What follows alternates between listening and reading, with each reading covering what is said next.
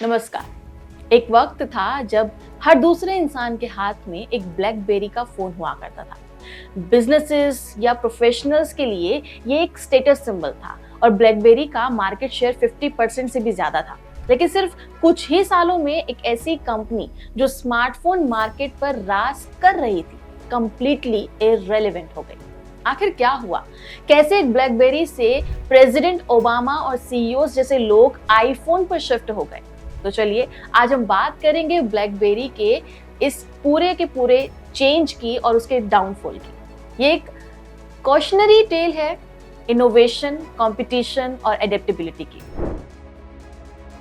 1999 में जब blackberry 850 pages launch हुआ तब किसी ने इमेजिन नहीं किया था कि ये एक रेवोल्यूशन बन जाएगा। लेकिन ब्लैकबेरी ने सिर्फ एक फोन नहीं, एक लाइफस्टाइल को क्रिएट किया था। ब्लैकबेरी 850 पेजेस एक पोर्टेबल और वायरलेस डिवाइस था जो ईमेल एक्सेस को आसान बनाता था। बिजनेस प्रोफेशनल्स के लिए ये एक मस्ट हैव टूल बन चुका था। 58110 model introduce call, colour screening और इंस्टेंट बैटरी लाइफ। ये फोन इतना रिलायबल था कि सीईओज और सेलिब्रिटीज के हाथ में हमेशा इसको देखा गया था। ब्लैकबेरी ने 2009 तक 50% स्मार्टफोन मार्केट कैप्चर कर लिया था। रिसर्च इन मोशन जो ब्लैकबेरी बनाता था, फॉर्च्यून की लिस्ट में सबसे फास्टेस्ट ग्रोइंग कंपनी के नंबर 1 पोजीशन पर था। उस वक्त एप्पल और गूगल जैसे ब्रांड्स भी ब्लैकबेरी से कंपैरिजन में पीछे रह जाते थे। लेकिन जो कंपनी अनबीटेबल लग रही थी, उसका डाउनफॉल सिर्फ 1 साल बाद शुरू हो गया था। 2007 में स्टीव जॉब्स ने आईफोन लॉन्च किया और ये एक ऐसी रेवोल्यूशन लेकर आया जिसने ब्लैकबेरी की दुनिया को हिला दिया। IPhone full touch screen device था जो ना सिर्फ यूजर फ्रेंडली था बल्कि इसने इंटरनेट ब्राउजिंग, एप्स और मल्टीमीडिया फंक्शनरी को और भी ज्यादा मीनिंगफुल बना दिया था और रीडिफाइन कर दिया था। इस फोन को देखने के बाद ब्लैकबेरी के को सीईओ ने कहा था कि एक अलग चीज है और ये डेंजरस भी है। लेकिन को सीईओ ने इसे लाइटली लिया और बोला कि हमें चिंता करने की जरूरत नहीं है। यानी ब्लैकबेरी ने आईफोन को एक गिमिक समझा और अपनी लॉयल कस्टमर बेस पर ज्यादा फोकस किया।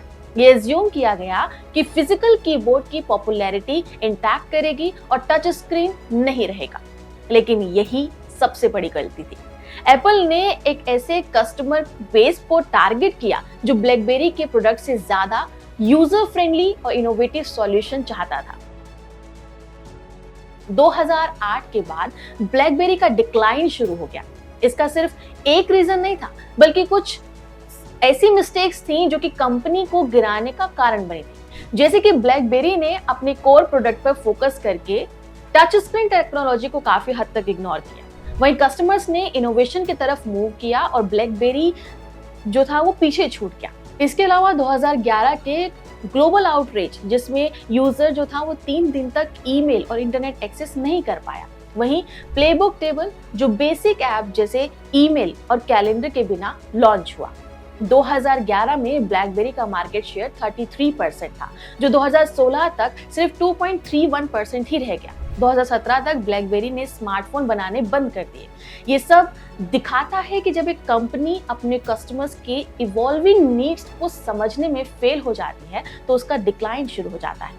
ब्लैकबेरी की कहानी सिर्फ एक फेलियर की नहीं है बल्कि हर कंपनी के लिए एक इम्पॉर्टेंट लेसन भी है। अगर आप अडॉप्ट नहीं करेंगे तो मार्केट आपको पीछे छोड़ देगा। ये बात समझनी होगी कि टेक्नोलॉजी हमेशा इवॉल्व करती है। जो कंपनीज नए ट्रेंड्स को अपनाती है वही सरवाइव कर पाती है। ब्लैकबेरी ने एज्यूम किया कि लॉयल कस्टमर उसके प्रोडक्ट को अपने साथ रखेंगे, उसको साथ लेकर आगे चलेंगे। लेकिन आईफोन और एंड्रॉयड फोन ने उनकी जो डिमांड थी उनको बेटर सोल्यूशन दिया। प्रोडक्ट फेलियर जैसे प्लेबुक और ग्लोबल आउटरीच से अगर टाइमली लेसन लिया जाता तो ब्लैकबेरी का डिक्लाइन काफी स्लो होता। ये लेसन सिर्फ बिजनेसेस के लिए नहीं बल्कि इंडिविजुअल्स के लिए भी है।